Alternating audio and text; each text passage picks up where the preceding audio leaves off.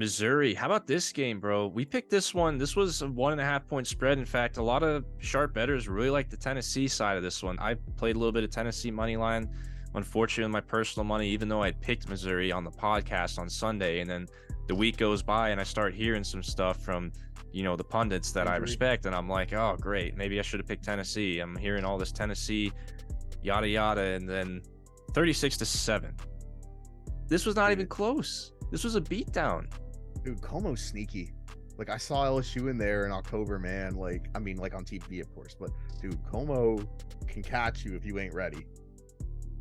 Missouri's just a good team, man. Like, they're not an elite team, but they are a good team.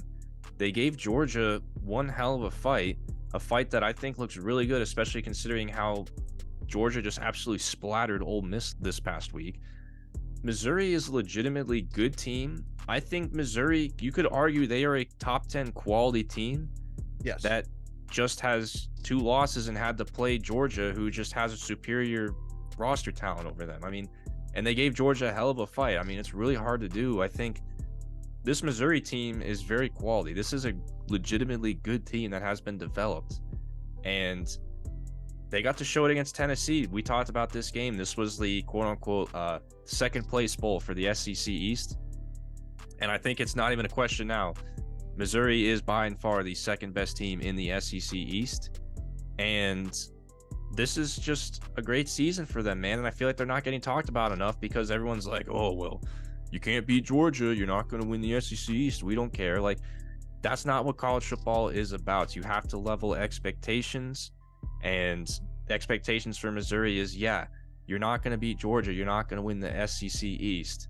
But if you can compete with Georgia, be close with Georgia, finish second in the East, and have potentially what's looking like a 10-win season, and maybe go to a New Year's Six bowl game, for Missouri, that is very, very hard to do, and that should be appreciated.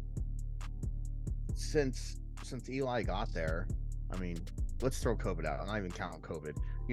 Their win range was 6 to 7 wins a year. They were averaging just a bowl game, and just now they have been able to put it together with recruiting wins. Luther Burden. Everyone forgets, I think, that Theo Weiss is a former 5-star who they got from Oklahoma via the portal. Eli, love him or hate him, I know he's a very polarizing guy in the college football realm. He has been able to leverage the portal as well as land some recruiting wins. And I don't mean to be repetitive, but it is a big deal because selling someone to come to Como, to come to Columbia, Missouri, that is not easy. Like, what? Oh, let's all go to St. Louis and then look at the Arch and watch the Cardinals. I mean, it's a hard pitch. And here you are in the SEC East with powers like Georgia, Florida, Tennessee. Kentucky's been on the upswing. South Carolina depends on the year. Vandy is a win. And you're able to do this well. I mean, they had LSU on the ropes, could have won that game, kind of just, fell apart at the end because Jaden Daniels is just a god. And it's been an incredible year. It's the best they've done since 13-14. And 13, that's when they beat Georgia, actually. And those were both double-digit win teams.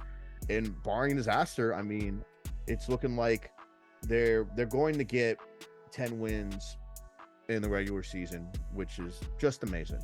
And the Kansas State win, everyone forgets about because Kansas State's been middle of the pack. That's a great win in the Big 12. You've seen Kansas State. Kansas State is a pretty good team that has just had a few close losses. Like, the Kansas State is definitely a top 15 caliber team. Missouri got that win at home. Like, that is a good win on the resume. We just didn't realize it at the time, but we were watching 2 top 10 to top 15 caliber teams playing each other that week when we saw Missouri versus K-State. I don't think either of them were ranked at the time, but that is a very good win on the resume for Missouri. And this blowout win over Tennessee is very good for the resume. I mean, I feel very happy for their fans, man. I think they definitely deserve this, and I don't think they're getting talked about enough just because they have Georgia in their division. But I think that just, that's kind of what sucks about college football, man, is like you got one of these Goliaths in your division. It kind of dilutes the perception of the team, because how much better is this team or worse is this team than those like 2012, 2013, 2014 teams with Gary Pinkel, when they first got into the SEC? I would say quarterback. I mean, I always thought what is his name, James Franklin. I thought he was kind of a better quarterback maybe than Cook.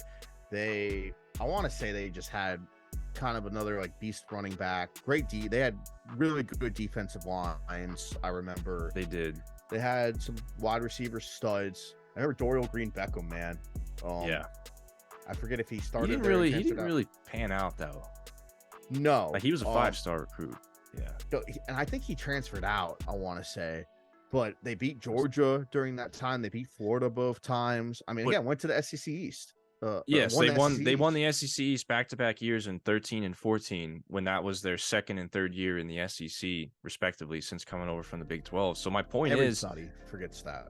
yeah, my point is, like, the only difference between those teams, which are probably heralded and regarded very high in the eyes of Missouri fans and maybe people that know college football, is those teams didn't have Kirby Smart's Georgia in their way. They had the SEC East was a horrible division in those years. Like, there was a run there from like 2013 through 2017 where the SEC East sucked.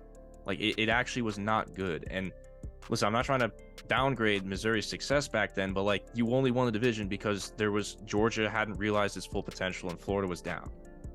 But my point is, I think this year's team is on par or just as good, maybe just slightly worse than those teams back in 2013 and 14.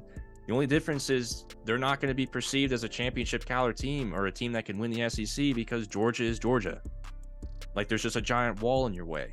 That's the only difference. And I hate that just skews the perception so much, but that's how college football works, and that's how people's minds work. So just my little side rant, but hey, I'm just trying to get in the heads of Missouri fans and speak for the ones that, you know, maybe think of this and maybe feel a little underappreciated. But that's just my 2 cents as a neutral observer. But both your losses are the top teams, and whatever New Year's Six Bowl they're in, I'm picking them. I agree. They're playing very well. Shout out to Cody Schrader as well. I love watching that dude play.